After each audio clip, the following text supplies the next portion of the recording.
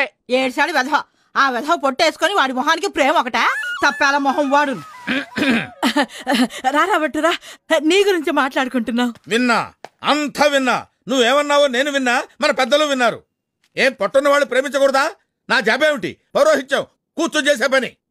ఆ మాత్రం గుప్పెడు పొట్టుండదా? వీళ్ళందరికీ 6 ప్యాక్లు ఉన్నాయా? రేపు పొద్దున వీడి పొట్టరాదని నువ్వు గ్యారంటీ ఇవ్వగలవా? ఇక్కడ డిస్కషన్ పొట్టు గురించి కాదు, పెళ్లి గురించి. నువ్వంత హార్ష్గా మాట్లాడుతుంది నేను ఫీల్ అవుతాను. సిగ్గులేదేమిట్రా? నీకు ప్రేమ కావాల్సి వచ్చిందా? ప్రేమ ఏం తప్పేంటి? ఆ కుటుంబాన్ని ఇంతకాలం ఆదుకున్నాడు, వాళ్ళ కష్టసుఖాల్ని పంచుకున్నాడు. పెద్ద మనసుతో భర్త లేని ఆ పెద్ద ఆవిడ్ని కట్టుకుని ఆవిడకో జీవితం ప్రసాదించాలనుకోవడం తప్ప?